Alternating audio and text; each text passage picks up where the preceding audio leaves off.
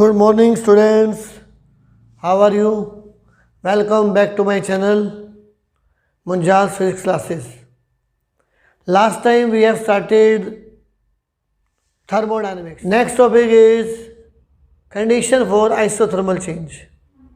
Isothermal process is a process in which pressure and volume change at constant temperature. जो isothermal process है, it is a process in which pressure and volume change at constant temperature. And we know PV is equal to RT, where R is gas constant and T is temperature, and it is constant for isothermal process. For isothermal process.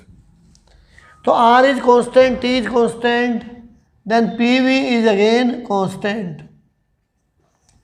So pressure into volume, product of pressure and volume is constant in isothermal process. This is the condition for isothermal change. Now we will discuss the adiabatic process. And we have to find the condition for adiabatic process. Adiabatic process is a process in which pressure and volume change with change in temperature. Pressure and volume change with change in temperature. But there is no exchange of heat. But there is no exchange of heat in adiabatic process. तो heat exchange कुछ नहीं होगा. तो मतलब dq will be 0. Heat should be constant and change in heat should be 0. This is the adiabatic process. And we have to derive the condition for adiabatic change. So next topic is derive condition for adiabatic change and prove that PV gamma is equal to constant. Most important question is prove that PV gamma is equal to constant, and this gamma is equal to Cp upon Cv. ये जो gamma है ये क्या चीज़ है? This is the ratio of specific heat at constant pressure and specific heat at constant volume. Before starting the article कुछ formulas हैं जो आपको आने चाहिए. अगर वो फॉर्मूले आते होंगे तो article is very simple, very easy article. फॉर्मूले नहीं आते तो आपको यही आर्टिकल मुश्किल लगेगा. फॉर्मूला क्या है? फर्स्ट आपको याद करना है integration of x power n dx. Integration of x power n dx and formula is x power n plus 1 upon n plus 1. हम लोग यही पढ़ते हैं कि एक पावर इंक्रीज कर दो और उसी पावर से डिवाइड कर दो. अगर आ जाए integration of 1 by x D x, integration of x power minus 1 D x. अगर मैं ये फार्मूला लगाऊं तो x power minus 1 plus 1 minus 1 plus 1 x power 0 upon 0. तो this is the wrong method. Integration of 1 by x का जो आपने solution निकालना है वो ऐसे नहीं करना, क्योंकि x पावर 0 1 बाई 0 ये तो इन्फिनिटी हो गया, तो वी कांट सॉल्व. तो ये जो है this is the wrong concept. इसको ऐसे नहीं करना. मोस्टली स्टूडेंट ऐसा ही करते हैं. तो ये रिजल्ट याद करना है. Integration of 1 upon X with respect to X, this is integration of D X upon X, and this is called log x. ये एक नई टर्म है लॉगरिथमिक फंक्शन. आपने अब तक पढ़ा नहीं होगा तो आपको याद करना है integration of 1 upon X D X is equal to log x. ये log x आपको याद करना है. अब इस log x के कुछ फॉर्मूले बनते हैं. जैसे फॉर्मूला है log m plus log n is equal to log m into n. ये भी फॉर्मूला यूज़ करूँगा मैं. log m इंटू n क्या होता है? log m plus log n. log m minus log n is equal to log m upon n। तो ये next formula हो गया। एक फार्मूला है log m power n is equal to n log m। log of m power n is equal to n log m। Power को बाहर निकाल दो, n log m हो जाएगा। तो ये कुछ फॉर्मूले हैं जो आपको आने चाहिए, जो यूज़ होंगे। ये log है बेस e, एक होता है बेस e, नेचुरल log बोलते हैं। जो log टेबल बुक्स के पीछे दे रखी होती है वो बेस 10 में होती है। तो log of x base e, अगर मैं इसको log बेस 10 में कन्वर्ट करूँगा तो फॉर्मूला बनेगा 2.303 log ऑफ x और बेस क्या होगा 10। तो बुक में जो log टेबल मिलेगी वो बेस 10 में मिलती है। तो ये 4-5 फॉर्मूले हैं जो आपको फर्स्ट टाइम पढ़ रहे हो, बहुत अजीब से दिख रहे होंगे पर आपको याद करने पड़ेंगे। इन्हीं फार्मूलों को हम लोग यूज़ करेंगे अपने आर्टिकल्स में, एंड आर्टिकल जो है बहुत इजी हो जाएगा। तो हमारा मेन आर्टिकल है prove that P V gamma is equal to constant for adiabatic change. तो अभी मैंने बताया कि adiabatic process is the process in which pressure and volume change with change in temperature and there is no exchange of heat in this take place. We know PV is equal to RT। आपको ये सारे steps याद करने हैं और article आपका solve हो जाएगा। We know PV is equal to RT। Differentiating both side, differentiating both sides. क्या होगा डिफरेंशिएशन? एक डिफरेंशिएशन में प्रोडक्ट रूल भी होता है, वो भी सुन लो।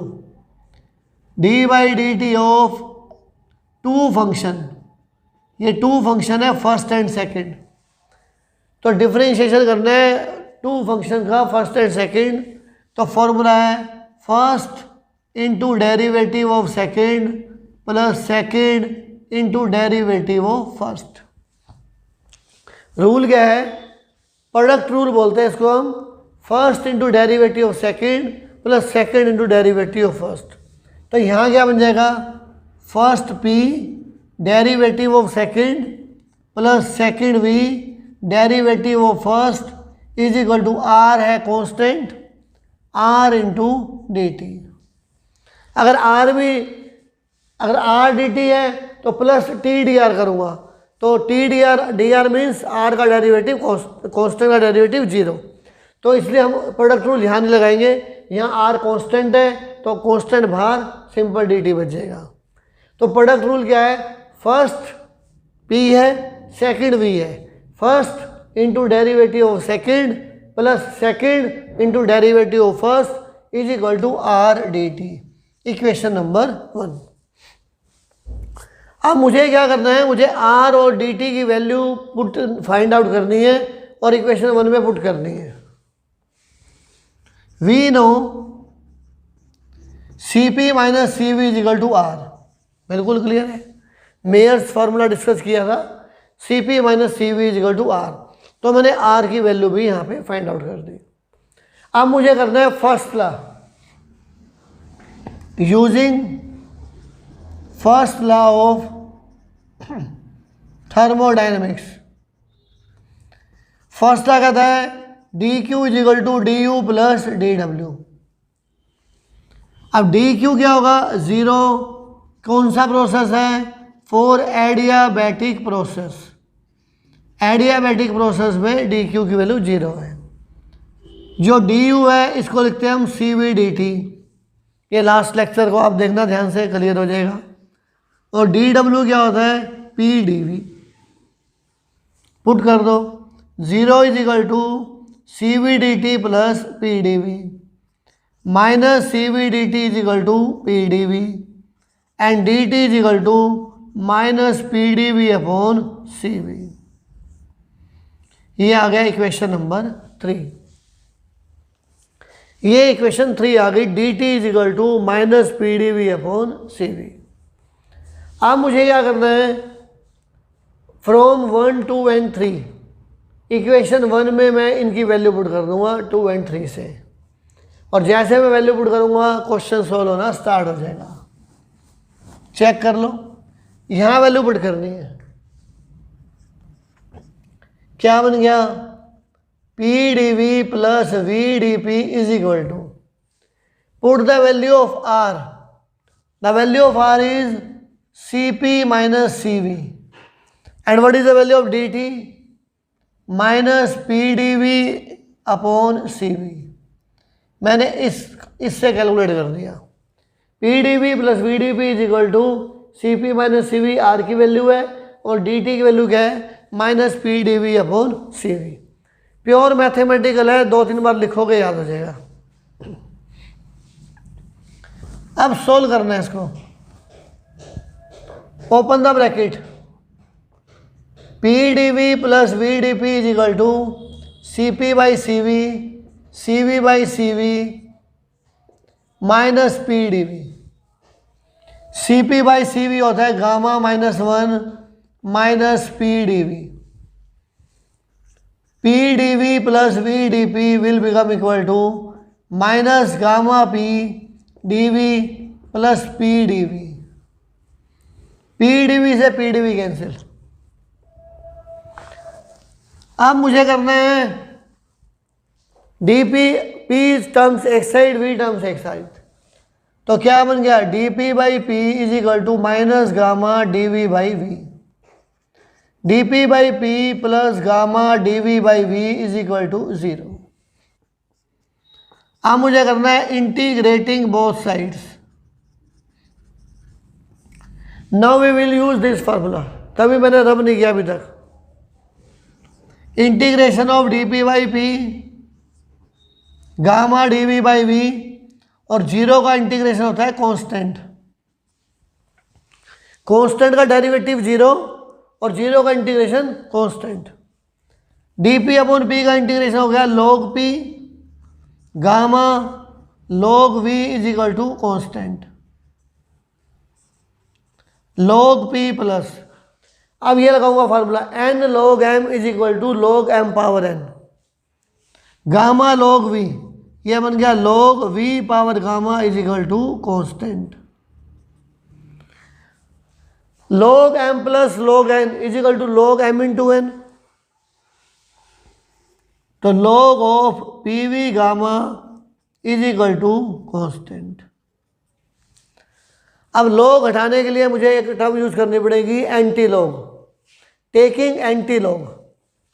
Now I am writing taking anti log।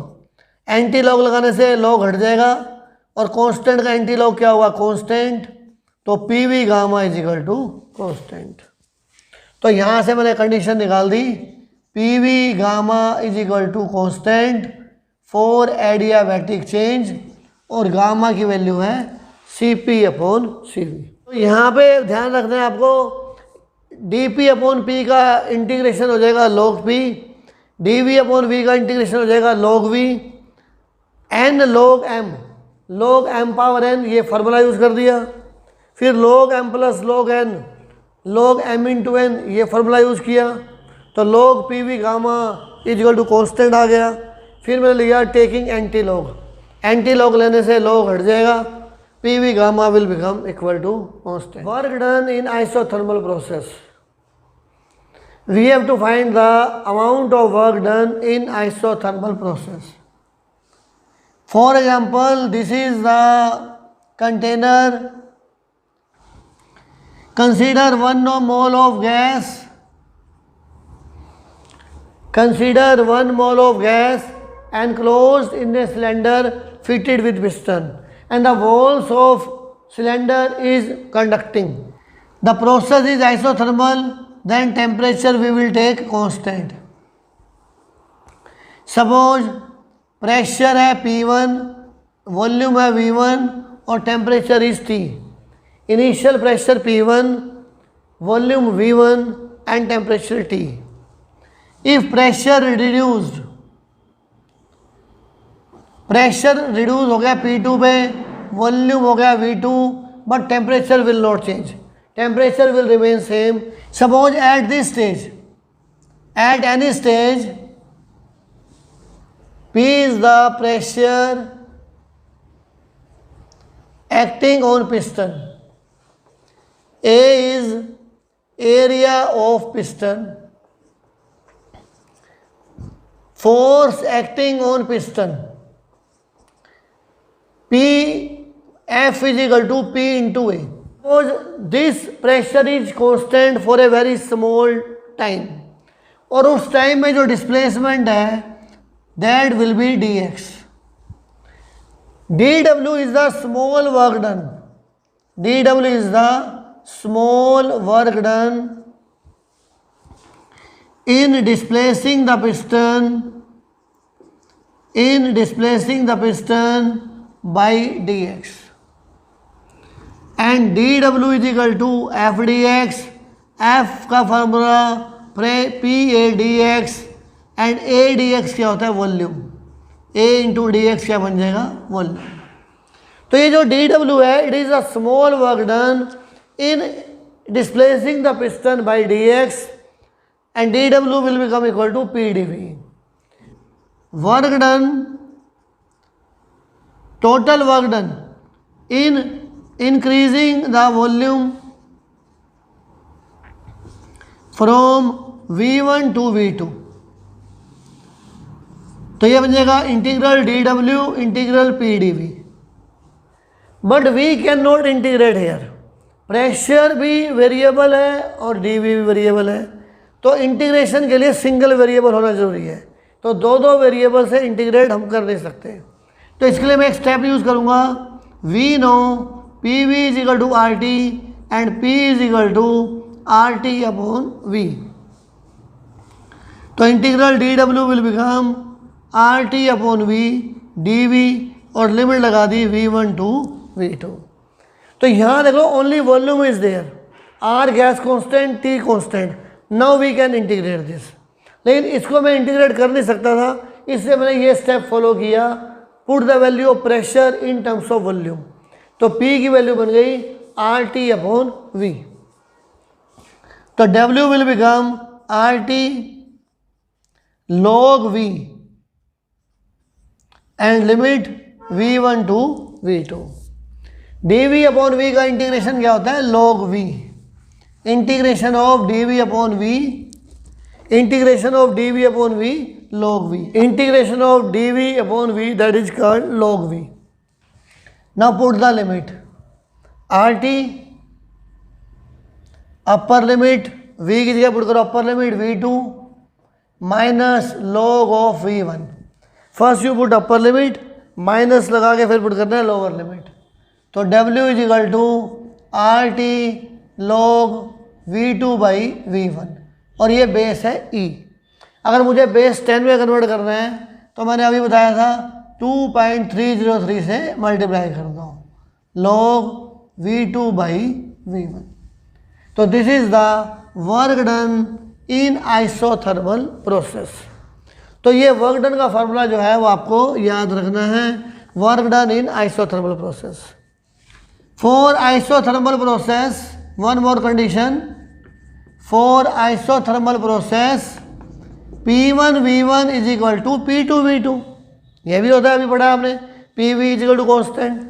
Then V2 upon V1 will become equal to P1 upon P2. V2 by V1 will become P1 by P2. Put कर दो यहाँ पे. तो one more formula for work done in isothermal process, that is R 2.303 RT 2.303 RT log P1 upon P2, and this is also the work done in isothermal process. तो इसमें काफ़ी फार्मूले जो हैं नए फर्स्ट टाइम पढ़ रहे हो आप लोग तो थोड़ी बहुत प्रॉब्लम आ सकती है, बट आप इसे 2 बार लिखो, फॉर्मूले याद हो जाएंगे और फिर दैट्स इज़ वेरी सिंपल. तो इसमें जब हम टोटल वर्क डन निकालते हैं तो इंटीग्रेट करते हैं, और इंटीग्रेशन के लिए सिंगल वेरिएबल होना ज़रूरी है. प्रेशर और वॉल्यूम बोथ आर वेरिएबल, इसलिए मैंने प्रेशर की वॉल्यूम की टर्म्स में वैल्यू पुट कर दी. Next is work done in adiabatic process. Consider 1 mole of gas enclosed in a cylinder fitted with piston, and this wall is made up of adiabatic walls. ये जो walls हैं ये adiabatic walls हैं. No exchange of heat will take place. Initial temperature is T1. As piston moves, gas expand and temperature decreases from T1 to T2. We are not supplying any heat. Heat will not change. Heat will remain same. And during expansion, temperature decreases from T1 to T2. And we have to find the work done in changing the temperature from T1 to T2. In this case, we will use first law of thermodynamics. dq is equal to du plus dw. This is called first law of thermodynamics. Because this is an adiabatic process, then dq will be 0. And du is equal to क्या होता है? cv dt. We all know du is equal to cv dt. Now put the values. 0 is equal to du plus dw. dw is equal to minus du. And this is equal to minus cv dt. This is the small work done in changing the temperature by dt. Total work done in changing temperature from T1 to T2. Initial temperature T1 है, final T2 हो गया, तो integrate कर दो. dw minus cv dt T1 to T2. यहाँ पे integration direct करना है क्योंकि cv कांस्टेंट है. तो dw का इंटीग्रेशन क्या होता है? w माइनस cv और dt का integration t and limit T1 to T2. This is minus cv upper limit minus lower limit and this is equal to cv into T1 minus T2. तो this is the work done in adiabatic process. तो dw का formula आ गया minus cv dt, integrating both side और limit लगा दी T1 to T2. तो answer बन गया work done in adiabatic process is cv into T1 minus T2. This is the work done. अब मुझे थोड़ा और इसको मॉडिफाई करना है. We will find the value of cv. कैसे निकालोगे? We know cp minus cv is equal to r dividing by cv, r by cv. Gamma minus 1 r by cv. Then what is cv? The value of cv will be r upon gamma minus 1. And put value of cv in equation number 1. Then work done in adiabatic process will become cv T1 minus T2. तो work done will become r upon gamma minus 1 T1 minus T2 and this is the work done in adiabatic process. तो work done in adiabatic process, work done in isothermal process, इनके results आपको बिल्कुल याद होने चाहिए. तो आज हमने डिस्कस किया condition for isothermal change PV is equal to constant. फिर किया condition for adiabatic change PV gamma is equal to constant. Then work done in isothermal process and last work done in adiabatic process. Revise this video lecture 2-3 times. Do homework. Thank you. God bless you.